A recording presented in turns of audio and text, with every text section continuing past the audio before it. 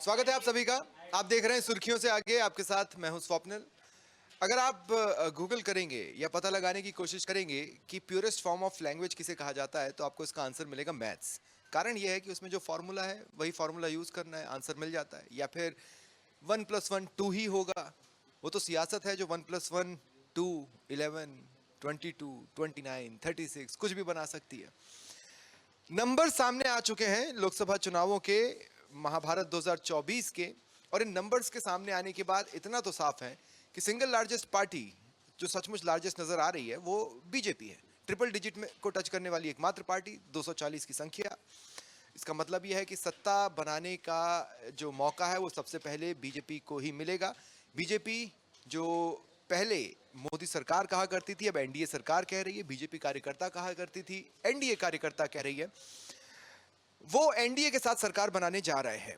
अब उनके पास दो रास्ते हैं, या तो वो ये मैसेज देने की कोशिश करें कि हम मजबूत सरकार हैं, और या फिर हालात ये इशारा करें कि हम मजबूर सरकार हैं। अब अंदर खाने जो भी चल रहा हो, मैसेज तो तब भी यही देना पड़ेगा कि हम मजबूत हैं। और उसी कवायद के तहत एकाएक एनडीए की बैठक में यह फैसला लिया जाता है कि हो सका तो हम आज ही के दिन सरकार बनाने का दावा पेश कर देंगे। इससे ये बात तो है कि मजबूती का मैसेज तो जाता है कि एनडीए एक साथ है, किसी तरह की कोई गड़बड़ है ही नहीं, किसी तरह का कोई मनमुटाव है ही नहीं, इसलिए हमने आसानी से सब कुछ कर लिया। लेकिन सिर्फ मैसेज देने के लिए अगर ये किया जा रहा है तो फिर अंदर खाने बहुत कुछ चल रहा है, क्योंकि चर्चाएं बहुत सारी हैं। राहुल अवस्थी मेरे साथ जुड़ रहे हैं, मनोज शर्मा मेरे साथ जुड़ रहे हैं। राहुल, हर एक कदम पे कोशिश अब ये होगी कि एनडीए सरकार मजबूत है, और मजबूरी जैसे शब्दों से जुड़ी किसी भी बात की हवा निकालने के लिए भी एक्स्ट्रा कदम उठाए जाएंगे। मजबूर और मजबूत दोनों की स्थितियां हैं। मजबूर बीजेपी है और मजबूत जेडीयू है और टीडीपी है। दोनों मजबूत हैं और दोनों अब कहते हैं ना कि वी कैन डिक्टेट टर्म्स, तो वो अब अपनी टर्म्स डिक्टेट कर पाएंगे। बड़ी बात यह है कि कौन उस डिक्टेशन को लेने के लिए तैयार है या फिर नहीं है, क्योंकि ये स्वाभाविक स्टाइल ऑफ वर्किंग नहीं रही है केंद्र में मोदी सरकार की, और मोदी शाह की स्टाइल ऑफ वर्किंग ऐसी नहीं रही है। तो ये क्या वो मजबूरी प्रदर्शित करेंगे या फिर नहीं करेंगे। पर एक बात तय है, आपने जब नंबर गेम्स की बात की तो नंबर गेम्स ये कहते हैं कि न सिर्फ भारतीय जनता पार्टी सबसे बड़ी पार्टी है, बल्कि अगर आप कंप्लीट विपक्ष को यानी कि माइनस एनडीए अगर जोड़ भी देते हैं, जो इंडी गठबंधन के आंकड़े हैं, उससे ज्यादा अकेले बीजेपी की सीटें हैं। सिंपल फॉर्मूला ये कहता है कि परमुटेशंस और कॉम्बिनेशंस कितने भी बिठाने की कोशिश की जाए, बीजेपी के विरोध के नाम पर आप 272 जोड़ लें, ये मुश्किल है। यानी कि सरकार बनाने के लिए भारतीय जनता पार्टी का उसके अंदर होना जरूरी है। ये परमुटेशंस और कॉम्बिनेशंस कहते हैं। यानी भारतीय जनता पार्टी अपने आप को इस स्थिति में, इस लोकसभा में कंफर्टेबल महसूस कर सकती है कि हमारे बिना कोई सरकार बनाएगा तो वो 4 दिन चल नहीं सकती। हाँ, अगर ऐसी परिस्थिति बनी तो वो बनने की परिस्थिति है। उनके खिलाफ अगर सब एकजुट हो गए, हालांकि ये चुनाव BJP versus rest of all he था, खास तौर पर उत्तर भारत में। दूसरी बात ये है कि आपने कहा कि दावा पेश करेंगे, वो दावा पेश करने ही वाले हैं और ये सब चीज़ें फिट हो गई हैं। और दावा वो मुझे लगता है कि आज ही के आज करने का बेनिफिट ये होता है ना कि वो दिखा देते कि हम मजबूत हैं। हाँ, तो आज ही, जब तक मेरे ख्याल से दर्शक इस शो को देख रहे हो तब तक हो सकता है कि दावा पेश कर दिया गया हो। और दावा पेश कर दिया गया हो इसका मतलब ये है कि भारतीय जनता पार्टी सरकार बनाने के लिए पूरी तैयारी और जितना होमवर्क करना था वो सारे के सारे होमवर्क कर चुकी है। इस बात को जेडीयू भी समझती है, इस बात को टीडीपी भी समझती है। जेडीयू को प्रदेश में सरकार चलानी है, मुख्यमंत्री हैं वहाँ पर नीतीश कुमार, और टीडीपी, कुछ मीडिया हाउसेस ये खबर चला रहे हैं कि जो एनडीए के सांसद हैं उनसे एकजुटता का साइन करवा लिया गया है। मैं हालांकि इस लाइन का मतलब मुझे नहीं लगता कि कोई एनडीए टाइप का कोई क्लॉज होता होगा, नॉन डिस्क्लोजर टाइप का, या ऐसा कोई क्लॉज, ऐसा कोई पेपर होता होगा जिस पर साइन करवाया जाता होगा। वो तो मुझे लगता है कि मौखिक सहमति बन गई होगी। लेकिन हाँ, अगर साइन करवा लिया गया है तो फिर मजबूत और मजबूर में से तो एक ही शब्द बच जाता है। हाँ, इसमें मैं सर कहना चाहूँगा, एक फिल्म आई थी, शायद आपने देखी होगी, हम साथ साथ हैं। तो वो दिखाने की जो कोशिश कह सकते हैं, जिस तरह से आप मजबूती और मजबूरी दोनों शब्दों का आप उपयोग किया था आपने, उस हिसाब से हम साथ साथ हैं ये दिखाने की पूरी यहाँ कोशिश है। और रही हस्ताक्षर वाली बात, तो आपस में जब सहमति बनती है किसी भी बात को लेकर, तो सहमति जब बनती है तो पुरानी कहावत है गाँव में, भाई लिखत पढ़त हो गई क्या, उस हिसाब से हो सकता है साइन कराए हों। तो एनडीए में मोहनीश बहल कौन है? ये बात भी सही है आपकी, कोई ना कोई होगा तभी तो ये कराए गए। नहीं, हम साथ साथ में मोहनीश बहल का होना बहुत जरूरी था। और एनडीए में मोहनीश बहल कौन है? मतलब अपोजिट धड़े तो बहुत से नजर आते हैं, मैं इस तरह की बहुत सी पिक्चरों को उठा सकता हूँ, लेकिन इसके बावजूद भी एनडीए में कोई मोहनीश बहल टाइप की पर्सनालिटी निकल कर सामने आ जाए। वो कैसे होगी मैं बताता हूँ। अभी देखना, एक एनडीए संयोजक बनाए जाएंगे, अब वो भारतीय जनता पार्टी से नहीं होंगे, आप ये देखिएगा, ठीक है, ये जहाँ तक मुझे लग रहा है वही मोहनीश बहल होंगे। अब वो मोहनीश बहल के किरदार को कितना अच्छे तरीके से निभा सकते हैं। लेकिन एक आपने जब मजबूरी की बात की और हम साथ साथ का जिक्र आया, तो मुझे वो याद आ गया जोधपुर में जब इसकी शूटिंग हुई थी, तब एक व्यक्ति आज तक इतना मजबूर है कि तो ये परिस्थितियां बन रही हैं, चाहे आप कितना भी हम साथ साथ हों, पर एक चीज ऐसी हो गई है जिसके बाद में वो मजबूरी अगले 5 साल तक पीछा छोड़ने वाली नहीं है, और उसके साथ तो जीना ही पड़ेगा। अब वो कैसे जिएंगे और कैसे उसको चलाएंगे, ये देखना दिलचस्प है। और ये देखना इसलिए दिलचस्प है क्योंकि ऐसा होते हुए कभी देखा नहीं गया है। हमेशा सुप्रीमेसी देखी है, हमेशा कभी सत्ता के लिए संघर्ष नहीं देखा है, हमेशा ये देखा है कि सत्ता के ऊपर काबिज रहे, हर चीज़ अंडर कंट्रोल रही है, हर चीज़ मुट्ठी में बंद रही है। इस बार वो खुली मुट्ठी के साथ काम कैसे। मैं बड़ा एक इंटरेस्टिंग सिनेरियो है, कांग्रेस प्रवक्ता मेरे साथ डिबेट में जुड़े थे, मैंने उनसे ये कहा कि देखिए हम बैठ के जब देख रहे हैं तो कितना सही लग रहा है कि यार लोकतंत्र जिस तरह के विपक्ष की डिमांड करता है, एक मजबूत विपक्ष के तौर पर आईएनडीआईए अब सदन में बैठी होगी, लेकिन आप तो सरकार बनाने का प्रयास भी कर रहे हैं, और अगर ऐसा हो जाता है तो आप मजबूत विपक्ष से मजबूर सरकार बन जाएंगे। क्योंकि यही समाजवादी पार्टी एक वक्त था जब आपसे अपना लिखित वाला समर्थन लेकर, बाहर से समर्थन देकर सरकार बचाती है, तब उसी शब्द के आसपास आप झूल रहे होंगे। जो आज आप एनडीए में देख रहे हैं वो तब हम आप में देख रहे होंगे। बहरहाल अब मैं आता हूं अशोक गहलोत के एक बयान पर। मनोज, अशोक गहलोत से एक न्यूज एजेंसी ने पूछा कि जालोर में वैभव गहलोत हार गए हैं, इस पर आप क्या कहना चाहेंगे? तो उनका ये कहना था कि जालोर बहुत टफ सीट थी। जवाब बहुत ध्यान से सुनना है, बहुत मजेदार जवाब था। जालोर बहुत टफ सीट थी, गुजरात से लगा बॉर्डर है वहाँ, और यहाँ के लोग एक दूसरे की भाषा भी समझते हैं, लेकिन चूंकि हमारी लड़ाई घमंड के खिलाफ थी, इसलिए वैभव ने खुद कहा, वैभव ने भांपा कि ऐसे तो किसी के जीतने के चांस बनेंगे नहीं, और शायद ही कोई लड़ने को तैयार हो, तो मैं लड़ूंगा, मैं फाइटर हूं, मैं संभालूंगा, भले ही मुझे पता है कि ये टफ सीट है, हो सकता है मैं हार जाऊं। सेक्रीफाइस, त्याग, बलिदान। तो वैभव गहलोत को उन्होंने ये कहा है, और खास बात यह है कि वो जालोर को टफ सीट बताने के लिए कम से कम, मैंने गिना नहीं है एग्जैक्टली, लेकिन मैं गारंटी दे रहा हूं कि 10 से 12 बार उन्होंने टफ सीट शब्द का इस्तेमाल किया। हार की खींच कह सकते हैं इसको, कि उस सीट को टप बताया गया। जब आप पहले जोधपुर से लड़े तो आपको अब जोधपुर से लड़ना चाहिए था, लेकिन आप जालोर गए। हाँ, इसमें एक बयान मुझे याद आ रहा है, मैंने सुना था जब प्रधानमंत्री नरेंद्र मोदी चुनाव प्रचार करने के लिए जालोर आए थे, तो जो बात अशोक गहलोत ने कही है वही बात प्रधानमंत्री नरेंद्र मोदी जी ने कही थी कि गुजरात का आदमी जालोर आ गया तो ऐसा नहीं लगता कि वो गुजरात में नहीं है, ऐसा लगता है कि वो गुजरात में ही है। जालोर से आना जाना गुजरातियों का लगा रहता है। तो गुजरात से जो संबंध बताए थे, खासकर कि व्यावहारिक, सामाजिक, व्यापारिक, यही संबंध होते हैं।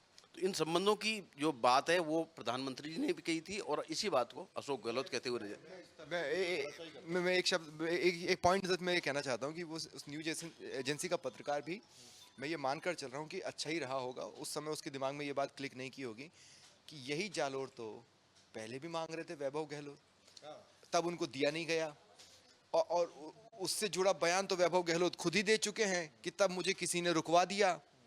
और आज आप जालोर को ये कह रहे हैं कि टफ सीट थी और हम एक सैक्रिफिशियल लैम्ब की तरह सामने आए। अरे ऐसा नहीं है, कोई बलि का बकरे वाली बात बिल्कुल सही नहीं है। हुआ ये है कि जालोर को सबसे ज़्यादा सेफ सीट मान रहे थे और इसीलिए वहाँ से लड़ना चाहते थे, और ये बात किसी छुपी हुई नहीं है। आपको आप नैरेटिव सेट करें वो ठीक है, SC ST वाला कांग्रेस का नैरेटिव बिल्कुल सही बैठ गया, संविधान वाला और बाकी सारी चीज़ें, अब ये भी फिट बैठ जाए या लोग मान लें ये चलेगा नहीं, पर हाँ ठीक है, अपने आप को डिफेंड करने के लिए ग्राउंड है। लेकिन जालोर क्योंकि गुजरात से लगता है, अरे साहब क्या तर्क है ये, और ये तर्क इसलिए मैं तर्क नहीं मानता हूँ, और मैं इस तर्क को, बड़े नेता हैं, खारिज शब्द तो इस्तेमाल नहीं करूँगा, मैं इस तर्क से सहमत नहीं हूँ, इसलिए क्योंकि बांसवाड़ा डूंगरपुर सीट अगर आप उस इलाके को देखेंगे वो गुजरात से भी लगता है, MP से भी लगता है। MP और गुजरात में क्या हालत हुई कांग्रेस की, ये छुपी हुई नहीं है, दोनों ही जगहों पर लगभग एक सीट छोड़ दीजिए दोनों राज्यों को मिला करके, कांग्रेस को एक सीट मिली बनासकाठा की। अब दूसरी बात मैं बताता हूं, जो बनासकाठा जो सीट मिली है वो भी राजस्थान से लगती हुई सीट है। वहाँ बीजेपी ये कह सकती है कि साहब क्योंकि राजस्थान से लगी हुई थी तो वहाँ की राजनीति का कुछ प्रभाव यहाँ आ गया और इसलिए बनासकाठा को ठाकुर नाम से एक लेडी कैंडिडेट है, वो उस सीट को निकालने में कामयाब रही हैं। अब डूंगरपुर बांसवाड़ा में ना एमपी का प्रभाव पड़ता है ना गुजरात का प्रभाव पड़ता है। उदयपुर सीट गुजरात से लगी हुई है, उसके ऊपर कोई ऐसा प्रभाव नहीं दिखता। आदिवासी क्योंकि रिजर्व सीट है वहाँ का एक अलग एमपी से प्रभाव पड़ता है, खासकर आदिवासी सेंटिमेंट को लेकर पड़ता है। हाँ, बिल्कुल पड़ता है, पर उसका नतीजे पे तो प्रभाव नहीं पड़ा ना। यहाँ कौन सा भारतीय जनता पार्टी जीत गई? भारतीय जनता पार्टी नहीं जीती। तमाम इफ्स एंड बट्स के बाद और तमाम मखौल उड़ने के बाद, तमाम हंसी ठिठोली के बाद भी बाप पार्टी ने बहुत बड़ी मार्जिन से ये सीट निकाली। यानी कि यहाँ गुजरात का कोई प्रभाव नहीं था, यहाँ मध्य प्रदेश का कोई प्रभाव नहीं था। यानी लोकल सेंटिमेंट्स के आधार पर चुनाव लड़े जाते हैं और हर जगह की इक्वेशंस अलग होती हैं। अब आप चूंकि ये तर्क दे रहे हो तो मैं इसका काउंटर तर्क प्रस्तुत कर रहा हूँ कि ये चीज़ बाई कोई नहीं करेगा, ये कोई खरीदेगा नहीं। हाँ, आप अपने आप को सुरक्षित करने के लिए ऐसी बातें कह सकते हैं, लेकिन ये बातें कोई मानने वाला नहीं है। जालोर सिरोही अपने आप में सबसे सुरक्षित सीट मानी जा रही थी, 5 साल से इसे लेकर के मेहनत की जा रही थी। हार गए तो हार गए, स्वीकार। हाँ, उसके पहले से मेहनत हो रही थी, कोई स्वीकार नहीं करे तो अब ये एक अलग बात है, अलग स्थिति। दो बातें, जो एक तो बीएपी की इन्होंने बात की, उस पर मैं बात करूंगा, लेकिन चूंकि वहीं के एक कैंडिडेट की और बात निकली है तो शोले फिल्म का एक डायलॉग में से सिर्फ एक शब्द मैं हटा रहा हूं कि अब तेरा क्या होगा मालविया।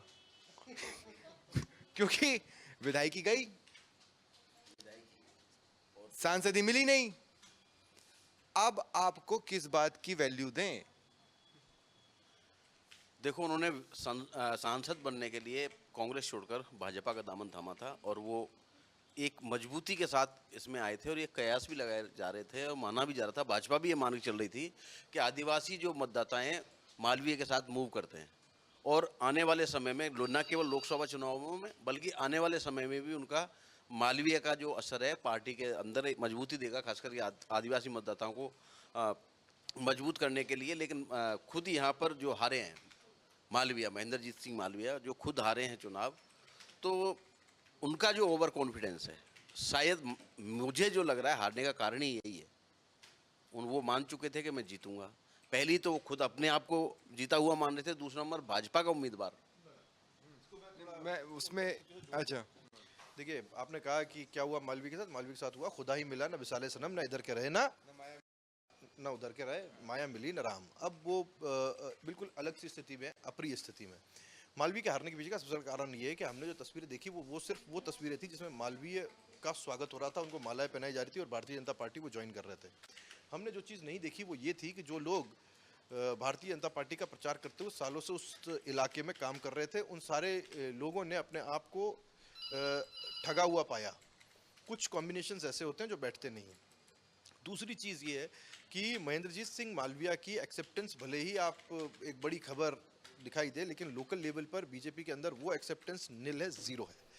बीजेपी उनको जयपुर में नहीं, पर अब आप आदिवासियों के बड़े नेता रह ही नहीं गए उस क्षेत्र के, नहीं, पर ये मोहर लग गई। पर एक चीज़ है, आप डूंगरपुर और बांसवाड़ा को अलग अलग करके देखते हो तो मेरा ये मानना है कि महेंद्रजीत सिंह मालविया, जिस महेंद्रजीत सिंह मालविया को मैं जानता हूँ, जो फाइटर है, जो लड़ना जानता है, जालोर सिरोही वालों से थोड़ा चिढ़कर गुस्सा होने के बाद में क्यों उन्होंने बीजेपी ज्वाइन की, इसके पीछे कई सारे कारण हैं, कई सारे तर्क हैं, लेकिन एक इमोशन भी बिल्डअप होगा। धीमे धीमे वो बीजेपी के अंदर जज्ब किए जाएंगे और जिस दिन वो भारतीय जनता पार्टी के अंदर जज्ब हो जाएंगे, वो अपनी जगह बना लेंगे, स्पेस बना लेंगे। उसके बाद में आपको बीएपी से लड़ने वाला अगर कोई चेहरा दिखाई देगा बांसवाड़ा डूंगरपुर में इन फ्यूचर, तो वो महेंद्रजीत सिंह मालविया होंगे, इसमें कोई दोहराए नहीं होना चाहिए। ये चीज़, ये एक बार आप कूद सकते हो तो दूसरी बार भी कूद लो। बीजेपी की तरफ से ही आपको लड़ते हुए दिखाई देंगे। हाँ, बीजेपी की तरफ से मैं कह रहा हूँ बीजेपी में जज्ब होंगे। अभी वो बीजेपी में जज्ब नहीं होता, तेल पानी मिलता नहीं है। अभी वो इमल्शन बनेगा जिसमें तेल पानी मिल जाता है, इमल्शन बन जाता है, तो वो 5 पर उतरना पड़ेगा और दोबारा। अच्छा, एक चीज़ मैं ये बता दूं, अभी थोड़ी देर पहले हम जब बात कर रहे थे कि एनडीए सरकार बनाने का दावा पेश कर सकती है, इसको लेकर इफ एंड बट्स की गुंजाइश है। आप जब हमें देख रहे होंगे तब तक और भी ब्रेकिंग्स इसमें जुड़ चुकी होंगी, इसीलिए मैं आपको ये बता देता हूँ कि जिस वक्त हम ये रिकॉर्ड कर रहे हैं एनडीए की बैठक खत्म हो चुकी है और जो एनडीए के दल थे उन्होंने जेपी नड्डा को अपना समर्थन पत्र सौंपा है। तो ऐसे में संभावना है आज नहीं तो कल पेश कर ही दिया जाए। हम सिर्फ सुर्खियों से आगे की यहाँ पर बात कर रहे हैं। राजकुमार रोत पर मैं आ रहा हूँ। राजकुमार रोत ने कहा कि इंडिया अलायंस के लीडर्स को मैं धन्यवाद कहना चाहता हूँ, आपने दिल से मेहनत की, हम 5 साल आपकी उम्मीदों पर खरा उतरेंगे। फिर जब उनसे पूछा गया लेकिन कांग्रेस के साथ तो एपिसोड अजब सा रहा, तो उन्होंने कहा नहीं नहीं, मैंने देखा 70% कांग्रेस ने मेरा पूरा साथ दिया। भावनाएं हैं, किसी भी तरह से निकल सकती हैं और उनकी भावना इस तरह से निकली है। लेकिन एक बात जरूर है कि यहाँ कांग्रेस को, जिस तरह से पहले भी अपनी चर्चा हुई है, कि कांग्रेस को खोने को कुछ नहीं है, कांग्रेस को पाने के लिए बहुत कुछ है। तो रोत का ये बयान भी अपने आप में एक महत्वपूर्ण हो जाता है कि कांग्रेस जितने कयास लगा के चल रहे थे कितनी संख्या में आएगी, लेकिन एक अच्छी संख्या में कांग्रेस आई है और जो गठबंधन हुआ है उनकी भी संख्या अच्छी है। मतलब कह सकते हैं सम्मानजनक हार, सम्मानजनक है। कड़वाहट बुला दी, जीत गए तो गिले शिकवे दूर हो गए, ये वैसी स्थिति है। क्योंकि अंतिम वक्त तक राजकुमार रोत का कहना यह था कि हम कांग्रेस को माफ नहीं करने वाले हैं, कांग्रेस ने हमको धोखा दिया है, कांग्रेस हमको आईएनडीआईए का हिस्सा मान ले, हम आईएनडीआईए का हिस्सा नहीं है। और आज वो कह रहे हैं कि आईएनडीआईए अलायंस के लीडर्स को भी थैंक्स, और 70% कांग्रेस ने पूरा साथ दिया। मानो कि अगर उन्होंने पश्चाताप किया तो मैं स्वीकार करता हूँ। परफेक्टली बड़ा राजनीतिक और कहना चाहिए बहुत ज़्यादा मैच्योर बयान है जो उन्होंने दिया। जीतने के बाद में ऐसे ही बयान होने चाहिए जिसके बाद में कोई गिले शिकवे बचते नहीं, क्योंकि अब उनको समावेशी होना पड़ेगा। लेकिन इस बीच मैं ये नहीं मानता हूँ कि राजकुमार रोत के लिए ये टेन्योर एक सांसद के तौर पे तो आसान रहेगा, लेकिन कांग्रेस के लिए कोई बहुत ज़्यादा आसान रहने वाला है। आप कह रहे थे कि कांग्रेस के लिए खोने के लिए कुछ नहीं है, सही बात है, कांग्रेस के लिए खोने के लिए उस इलाके में कुछ नहीं था, लेकिन कांग्रेसियों के लिए बहुत कुछ था। वो जो कांग्रेसी हैं जो वो खो चुके हैं, वो एक पोजीशन खो चुके हैं, अपनी स्थिति खो चुके हैं, उनको ये नहीं पता कि वो कौन सी पार्टी के साथ में लड़ेंगे। प्रतिष्ठा, परंपरा, अनुशासन, सारी की सारी एक खांटी कांग्रेसी अपना वजूद खो चुका है। वो परेशानी यहाँ से बनेगी। अभी का चुनाव जो आपने देखा है वो एक इमोशन बिल्डअप के ऊपर था, और वो इमोशंस आदिवासी समाज के साथ थे। बेटी के रिश्ते होते हैं और वहाँ जब समाज में बैठा जाता है तो उस तरीके से वोटिंग वहाँ पर हुई है, इस चीज़ में कोई दो राय नहीं है। तो राजकुमार रोत अभी समावेशी होने की बात भले ही कर लें, लेकिन एक वक्त के बाद में कांग्रेस को इसी बीएपी के साथ में लड़ना पड़ेगा, क्योंकि ये कोई ऐसा नहीं है कि युगों युगांतर तक चलने वाला संबंध है जो चलता ही रहेगा। मानसिकता के लिहाज से दोनों की दोनों पार्टियां बिल्कुल अलग हैं। वो वक्त भी था जब इससे पहले बीटीपी हुआ करती थी, और उस बीटीपी को सत्ता से बाहर रखने के लिए वहाँ की लोकल पॉलिटिक्स में कांग्रेस और बीजेपी ने भी अलायंस किए हैं। तो ये आने वाले वक्त में आप देखेंगे ये बीजेपी और कांग्रेस हमेशा गठबंधन में रहेंगी, ऐसा नहीं है। एक इमोशन बिल्डअप था, और जब वो धीमे धीमे इमोशन खत्म होंगे तो आपको वहाँ की राजनीति वापस से कॉम्प्लिकेट होती दिखाई देगी किसी दूसरे चुनाव में। ठीक है, अब जब ये तय ही है कि एनडीए सरकार बनाने जा रही है, तो इस बारे में भी बात कर ली जाए जो हमारे राजस्थान से जुड़ती है, कि राजस्थान को इसमें कितना प्रतिनिधित्व मिलेगा। जब 25 सांसद दिए तब ये सवाल बड़ा मौजू होता था, अब जब 14 ही सांसद जा रहे हैं तो ये सवाल बड़ा इंटरेस्टिंग हो जाता है कि मंत्रिमंडल में जगह मिल भी सकती है या नहीं, या फिर गठबंधन धर्म निभाने के पीछे कहीं से तो कोटा कटेगा, मरुधरा का ही कट जाए। नहीं, ऐसी बात नहीं है। राजस्थान में मंत्री मिलेंगे। कितने? संख्या 3 हो सकती है। 3? 3 की संख्या हो सकती है। कौन कौन हो सकता है? मेरे हिसाब से जो मान के चल रहा हूँ, एक तो अजमेर से जो जीते हैं भागीरथ चौधरी, सीपी जोशी और अर्जुन राम मेघवाल, नाम ज़्यादा बता रहा हूँ पर इनमें से कोई, अर्जुन राम मेघवाल और गजेंद्र सिंह। 4 नाम आप बता रहे हो, इनमें से कोई 2 या 10 ही बच रहे हैं। 10 बज नहीं, सांसद तो राजस्थान से 25 ही जाएंगे, पर वे अलग दल के होंगे। पर इनमें से संभावना है इन 4 नामों में से कोई 2 या 3 नाम है जो मंत्री पद की शपथ ले सकते। मुझे एक से ज्यादा जगह नहीं दिख रही। नहीं, अर्जुन राम मेघवाल अपना मंत्री पद से हटाए जाएं, हो सकता है पोर्टफोलियो दूसरा हो, दूसरी भूमिका में हो, ये लगता नहीं है। दलित समाज को और मेघवाल समाज को नाराज नहीं किया जा सकता। बीजेपी अब इस कास्ट पॉलिटिक्स में को बहुत फूंक फूंक के चलेगी। दूसरी तरफ क्योंकि मुख्यमंत्री ब्राह्मण समाज से बना दिया गया है, तो फिर अब ये मुझे मुश्किल लगता है कि सीपी जोशी के लिए कोई जगह ऐसे एडजस्ट करने के तौर पर वहाँ बनती हुई दिखाई दे नहीं है। दूसरी चीज़ जो महत्वपूर्ण है वो ये है कि गजेंद्र सिंह शेखावत क्योंकि राजपूत समाज से आते हैं, और राजपूत समाज के साथ में किस तरह का रिलेशन रहा है ये किसी से छुपी हुई नहीं है, तो अब उस समाज को भी सेटिस्फाई करना ज़रूरी है। और गजेंद्र सिंह शेखावत को मंत्री पद से हटाकर कोई ऐसा रिस्क बीजेपी पर टीडीपी को देना है, जेडीयू को देना है, आपका गठबंधन किस तरह की करवट बैठता है, नहीं बैठ रहा है, उसके हिसाब से डिसीजन होगा। तो अगर मैं लोअर लिमिट और अपर लिमिट कहूँ तो कितना? पोर्टफोलियोज हो सकता है कि एडजस्ट किए जाएं। कई मंत्रालय मिला करके एक बड़ा मंत्रालय बनाया गया था और कई दूसरे मंत्रालय उनको दिए गए थे। उस तरीके से मैं समझता हूं कि वो पोर्टफोलियोज जो हैं वो अलग अलग कर दिए जाएंगे, सबको एक एक मंत्रालय सौंपा जाएगा, जिम्मेदारियां थोड़ी सी कम होंगी।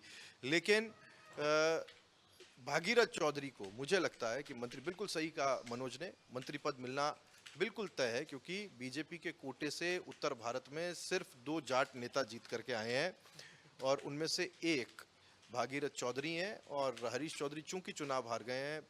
नागौर से एक सीआर चौधरी पहले हुआ करते थे 2 बार से, तो नागौर से बीजेपी का कोई कहना चाहिए उस तरह का चुनाव रानी ज्योति मिर्धा चुनाव हार गई, तो बीजेपी के लगा के सारे जो जाट उम्मीदवार थे वो चुनाव हार। बीजेपी के साथ जो हुआ है उसके पीछे सबसे एक बहुत बड़ा कारण डोमिनेंट ओबीसी कास्ट भी रही हैं, और ऐसे में बीजेपी उनके बीच में एक लार्जर मैसेज देने की कोशिश करेगी, तो भागीरथ चौधरी इस नाम में सटीक बैठते हैं।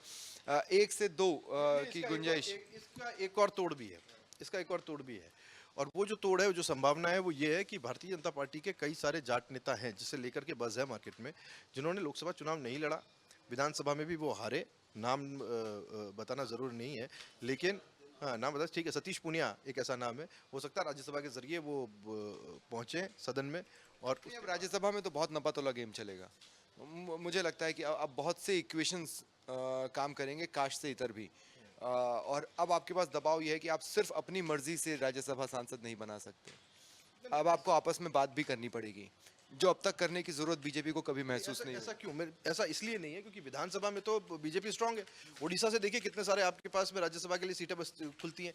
टीडीपी अपने सांसद लेकर के आएगी। बहुत अच्छे से याद है, ओम प्रकाश राजभर जब बहुत ज्यादा सीट्स भी नहीं थी, तब बीजेपी से इस बात पर नाराज हुए थे कि भाई अगर आपको डिसीजन लेना ही था तो हमसे पूछना तो चाहिए था। ये यूपी में हुआ था और उन्होंने 3 प्रत्याशी गुजरात में खड़े किए और ये बोला कि हमने भी आपसे नहीं पूछा। हालांकि बाद में नाम वापस भी ले लिए गए। मुझे लगता है अब हर एक डिसीजन पर बीजेपी को आम राय बनाने की कोशिश तो करनी पड़ेगी। कहीं कोई एक चेहरा किसी और गठबंधन वाले का कोई गणित तो नहीं बिगाड़ रहा है, इस बात का भी तो ख्याल रखना पड़ेगा। तो सतीश पूनिया के चांस बन भी सकते हैं और मुझे लगता है शायद न भी बन पाए, क्योंकि अब राज्यसभा सांसदों के लिए और भी ज्यादा समीकरण बिठाने हैं। राज्यसभा सांसदों के लिए ये इसलिए जरूरी नहीं है ना कि वो राजस्थान का कोटे से राजस्थान से ही जाएं। उड़ीसा से भेज देंगे, गुजरात से भेज देंगे, मध्य प्रदेश से भेज देंगे।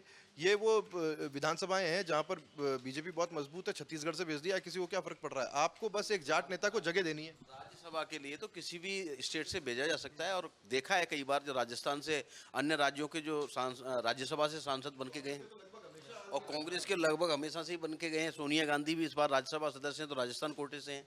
हाँ, इसमें यह है कि जिस तरह से भागीरथ चौधरी के मंत्री बनने के जो कयास हैं वो लगाए जा रहे हैं, लेकिन इसमें ये चेहरा अगर खोजने की कोशिश भाजपा द्वारा की गई कि कोई मजबूत जाट चेहरा खोजा जाए जिसके लोग बात भी मानते हों, सुनते हों, या कह सकते हैं जिसकी ग्राफ बढ़ा हो, तो उस कंडीशन में हो सकता है कि सतीश पूनिया का लक है, साथ दे जाए तो उनकी लॉटरी लग सकती है। ठीक है, चलिए बहुत बहुत शुक्रिया। ये था सुर्खियों से आगे। नमस्कार।